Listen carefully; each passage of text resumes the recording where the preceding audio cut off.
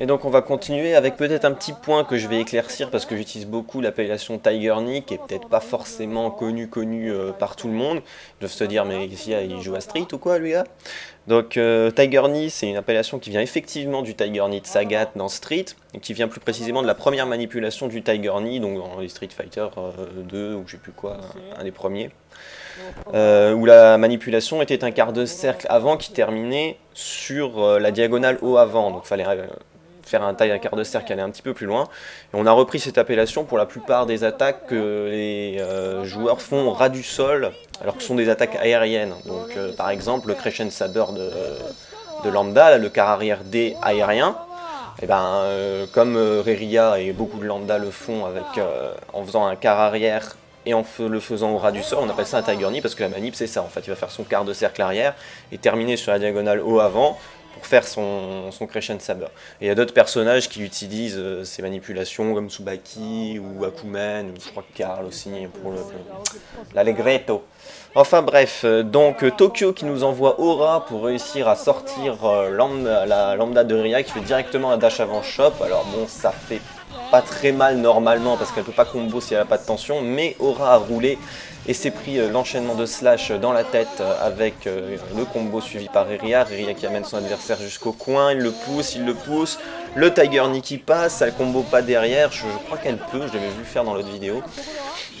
Enchaînement de slash, la pression de Ria, Aura qui réussit à s'échapper du coin, il inverse les positions mais il a perdu beaucoup de vie, mais bon voilà, Lambda quand elle est mal placée elle peut vite mourir, elle s'est pris un 3C là dans les pattes, le combo raté par Aura et directement Ria qui s'enfuit évidemment, le dash feinte qui a été esquivé, bon il n'a rien esquivé, et la punition du saut par Ria, et qui prend donc le premier round.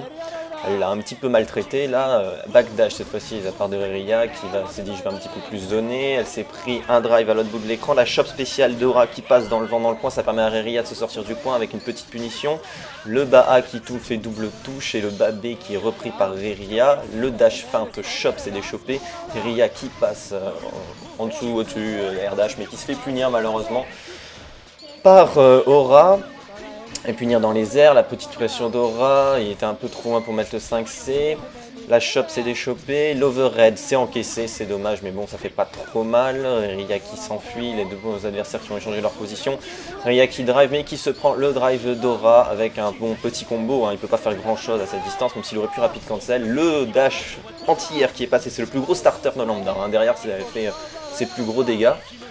Le Jayaku balancé en punition de la balayette de Ria, malheureusement il avait rapide cancel. De toute façon on ne peut pas vraiment punir à ce moment là un bon joueur s'il a de la tension, il va de toute façon rapide cancel quand il verra le flash de la furie. Ria qui essaye de s'enfuir mais se prend le 5A en anti-air, oui parce que Azama il anti-air avec un 5A, rien à faire et c'est très efficace comme anti-air. Ria qui est dans le coin mais qui réussit à s'échapper très facilement, c'est dommage. Oula, Aura qui aurait pu mourir sur cette attaque mais il était juste un peu trop bas pour se prendre le quart arrière D. Aura qui essaye de s'approcher, la furie balancée par Ria pour reprendre un petit peu le contrôle du centre, elle est en négatif penalty, faut qu'il fasse gaffe. Là le 3C directement burst, ça a peut-être eu un peu peur de se le manger.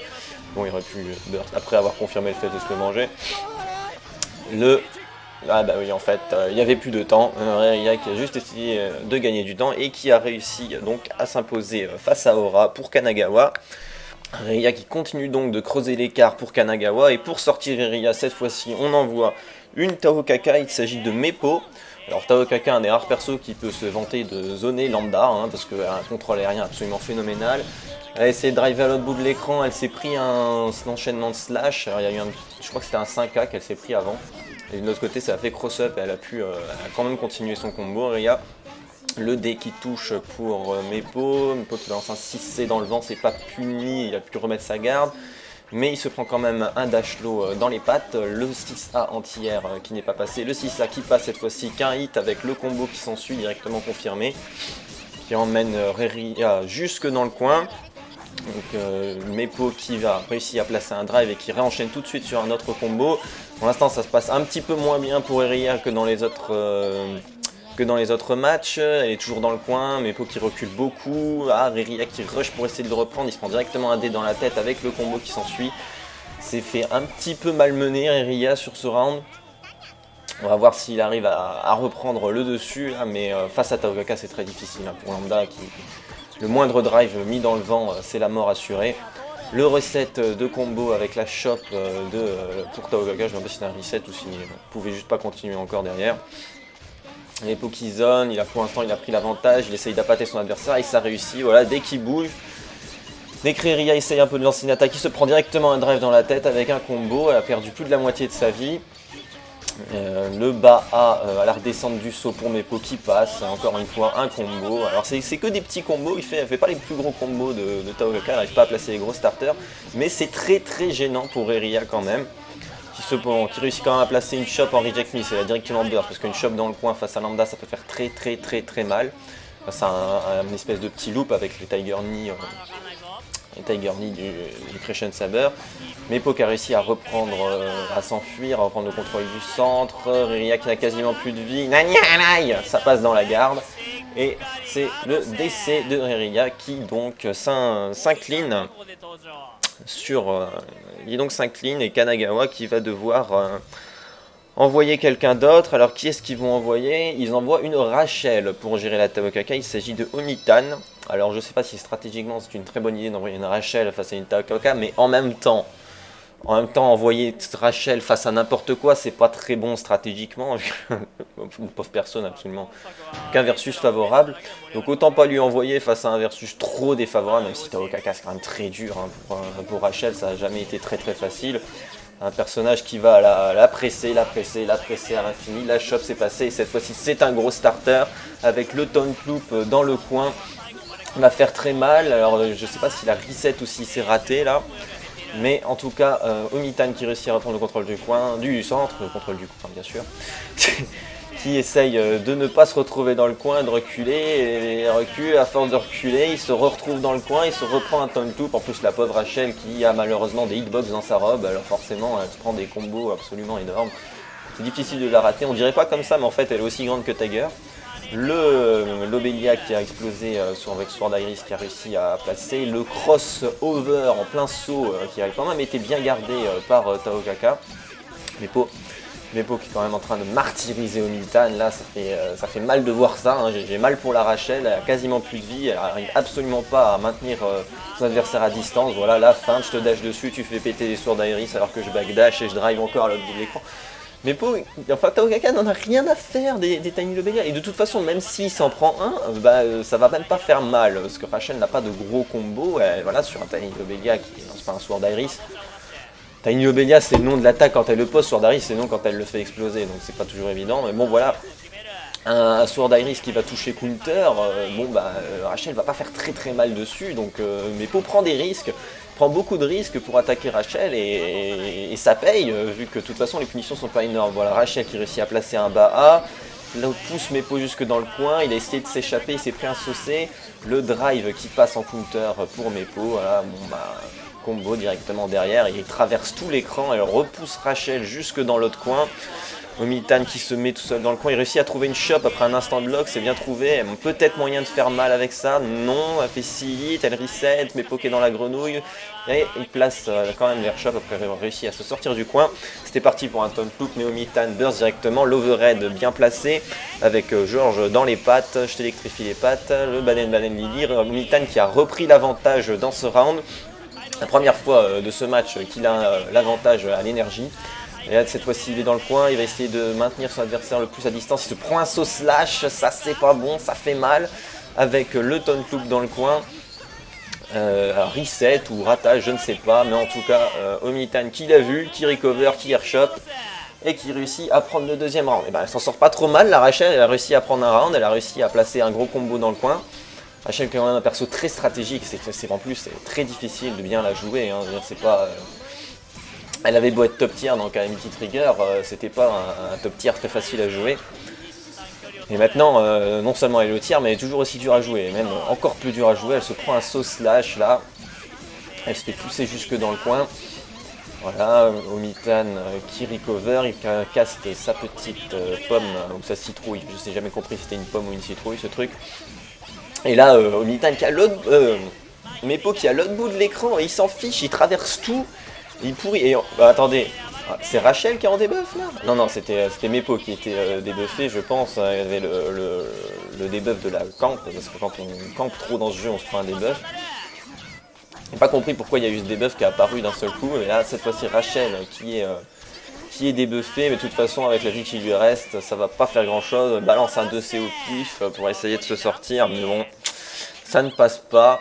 Bon, Mepo qui a un petit peu martyrisé, mais bon, c'est surtout un problème de dégâts hein, pour Rachel. Il faudrait juste qu'elle fasse un peu plus mal et elle pourrait s'en sortir, mais là, il faut 10 ouvertures de garde pour réussir à tuer son adversaire. Quand son adversaire en face, il lui en faut 3. Donc forcément, c'est très difficile. Donc Mepo qui s'impose, on est à 3-3 pour personne, étant donné qu'on est à 3-3. Et c'est donc Arakune pour Kanagawa, Hime, très bon Arakune japonais qui se lance pour essayer de sortir Mepo, en espérant qu'il se fasse un petit peu moins martyrisé que Rachel, même si c'est forcément pas si évident. Taokaka c'est un très bon perso, hein, donc un perso très rapide, donc les persos de zoning comme Arakune ont quand même un petit peu de mal bah voilà, à garder l'adversaire relativement loin et à imposer leur jeu. C'est plutôt Taokaka qui impose son jeu dans ce cas-là, et là elle est en train de marteler après une chope au sol. Un gros combo à quand même 4000 avec l'Okizem, alors là c'est dommage de se prendre ça. Très bien amené, n'empêche le petit Sobé là qui a retouché Arakune avant qu'il se relève. Et là ça continue, tonne loop dans le coin à l'infini, la barre de vie de Hime qui a juste, voilà, il n'y en a plus, elle a disparu. Il lui reste genre 10% de vie là, et il se reprend un petit combo, il burst, alors là franchement je sais pas si c'est une bonne idée de burst, surtout que il a même pas touché une seule fois avec un dé pour monter sa barre de malédiction, et là il burst, c'est vraiment un burst complètement craqué dans le vent, il a craqué à mon avis, il avait vraiment, je vois pas l'intérêt de ce burst. Le badé de Taokaka qui vient chercher Arakune jusqu'en haut.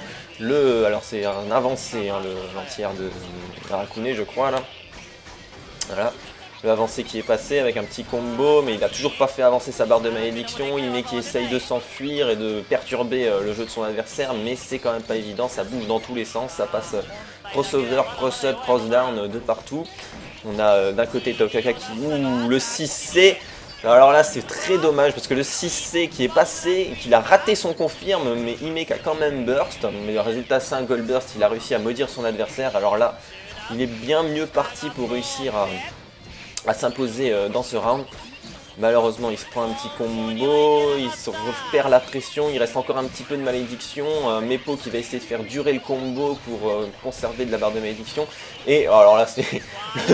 Un insecte qui arrivait du sol, il l'a pas du tout vu venir, mais pauvre qu'il voyait même pas son perso. Il y a eu un guard crush avec un petit combo, malheureusement ça n'a pas tué. Et là, Mepo qui a quand même très peu de vie, il va voir, ça va être quasiment impossible de se remonter ça, et voilà, il se prend un Sobé. Égalité entre les deux adversaires, bon, faut dire que le premier round a été un petit peu du viol pour le pauvre Hime, là, c'est comme s'il lui avait donné le round, il se prend une deuxième airshot, il avait teché la première, il se prend la deuxième, avec le taunt loop qui suit, qui amène jusque dans le coin, qui fait très mal. Bon, remarque sur l'airshot, je trouve que ça fait pas si mal que ça, mais bon, on est quand même à 3000, hein, donc on va pas plaindre Taokaka, ouais, en fait 4200, n'importe quoi. Le Sobé qui repasse, il refait exactement la même erreur que dans le premier round. C'est exactement la même chose qui est en train de se passer. Il se prend une chope, il se retrouve dans le coin, il se prend un gros combo et il se prend le Sobé en Okizem. Ouais, en fait, le Sobé qui touche au moment où Arakune est censé pouvoir faire une roulade, donc rouler en avant ou en arrière. Et donc à ce moment-là, si jamais on se prend un coup, et ben c'est un nouveau combo qui commence, et contrairement à Kamitsu Trigger, il n'y a pas de réduction de dégâts. Et forcément, ça fait très mal, et donc Mepo qui s'impose encore une fois. Urg, j'ai le droit à une petite coupure, donc oui, Mepo qui s'impose, et qui permet à son équipe de prendre l'avantage.